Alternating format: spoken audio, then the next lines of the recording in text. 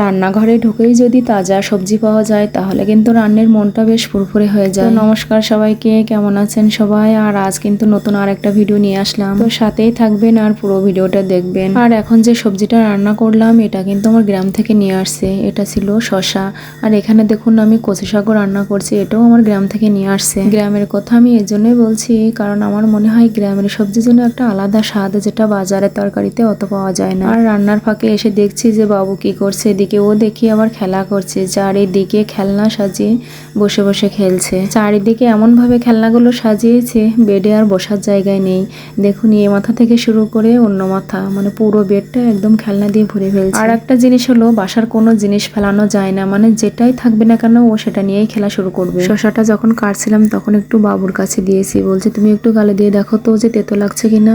ও বলছে মা শসাটাও অনেক তেতো লাগছে। তো আমি রান্না করার সময় একটু চিনি দিয়ে রেখেছিলাম যাতে একটু তেতো কম লাগে। তো ঝটপট রান্নাটা শেষ করলাম। এদিকে আমার আর একটা কাজ পড়ে আছে, সেটা হলো আমার চাউল রাখার ড্রাম। মানে এত পরিমাণ ময়লা হয়ে গেছে, যেখানে পরিষ্কার না করে আর চাউল রাখা যাচ্ছে না। যে কোনো জিনিস কিছুদিন ফেলে রাখলে সেটা চেহারা এমন হয়ে যায় যে সেদিকে আর তাকানো যায় না। তাহলে জল থাকলে যে অবস্থা হয়ে যায়, বেশ কিছুদিন ধরে আমার ড্রামটা সেই অবস্থা হয়ে গেছে। আর এদিকে এখানে মাসিমারা বসে মালা করছে। যেহেতু ছাদে জলের ব্যবস্থা আছে, এজন্য আমি ছাদে যেগুলো ধোয়ার মতো মনে করেন যেগুলো বড় বড় জিনিস, সেগুলো কিন্তু আমি ছাদে নিয়ে আসি। এই সুযোগটা মিস করি না। আর আমার একটু বদ্ধ জায়গা থেকে খোলামেলা জায়গায় যে কোনো কাজ করতে ভালো লাগে, মানে মনের ভিতর থেকে একটা স্বচ্ছন্দ বোধ হয়।